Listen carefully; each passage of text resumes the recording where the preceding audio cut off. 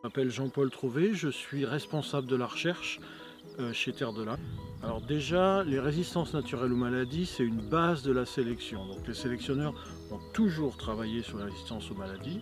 Mon prédécesseur avait fait de grosses améliorations sur la résistance à la fusariose. Moi j'ai continué en collaboration avec lui sur la brûlure et puis dans un deuxième temps sur l'oïdium. On a eu en 87-88 des années très dures au niveau agricole sur l'oïdium. Donc très vite après ça, je me suis dit, bon, comment peut-on amener une solution génétique à ce problème récurrent sur plusieurs années. Donc vers les années 90, j'ai dû commencer la sélection en allant chercher la tolérance qui existait dans les lins oléagineux pour la transférer dans les lins textiles.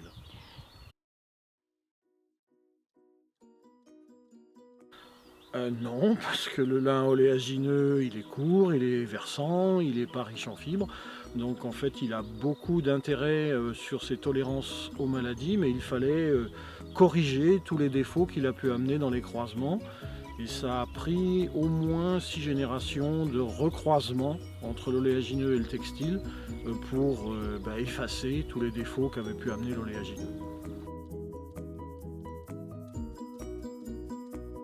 Alors déjà, une dizaine d'années après les premiers croisements, de commencer à sortir les premières lignées qui avaient vraiment une tête de lin textile et qui avaient conservé la tolérance à l'oïdium. Bon, elles avaient encore des défauts, elles n'étaient pas assez riches par rapport aux témoins de l'époque. Donc ça c'était la première étape, avoir réussi le transfert du gène dans du type textile.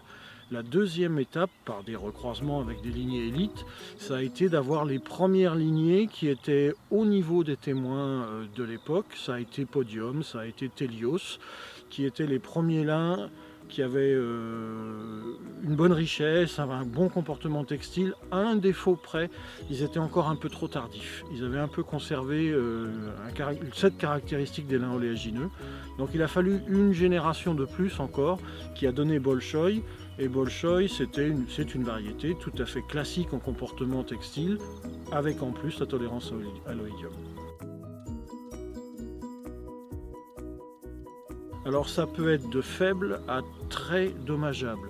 Faible quand il arrive tard et qu'il est léger, donc là la plante sait naturellement se défendre, ou ça n'a pas beaucoup de conséquences, à part éventuellement un retard au démarrage du rouissage.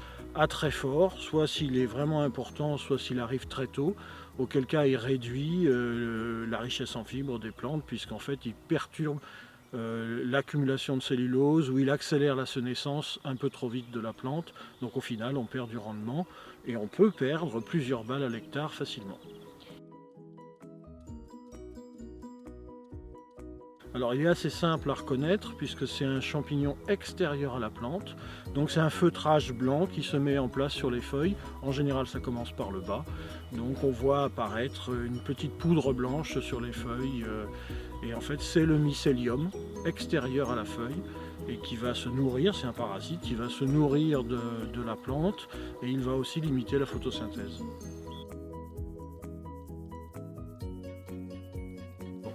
Alors Bolchoï, c'était l'objectif tolérance au idiome, mais pas que.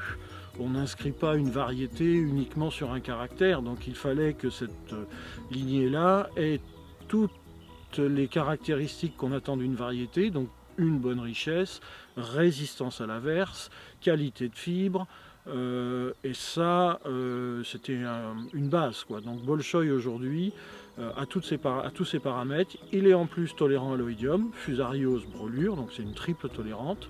Et puis cerise sur le gâteau, se comporte très bien à l'averse aussi. Donc c'est une variété qui a des caractéristiques moyennes vraiment intéressantes.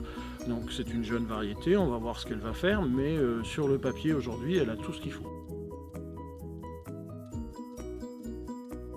Bon, je pense qu'aujourd'hui, c'est acquis qu'il faut avoir ce qu'on appelle les triples tolérantes, donc tolérance fusariose, tolérance brûlure, tolérance oïdium, pour ce qui est de l'aspect sanitaire.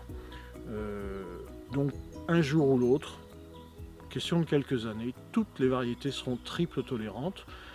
Et bien sûr, aujourd'hui, on est en train de travailler sur la quadruple tolérance, c'est-à-dire qu'il y a d'autres champignons un petit peu moins dommageables, mais qui peuvent de temps en temps créer des problèmes. Donc en fait, on est déjà en train de préparer, comme on l'a fait pour l'oïdium il y a 20 ans, la quadruple tolérante ou la quintuple tolérante pour les années qui viennent.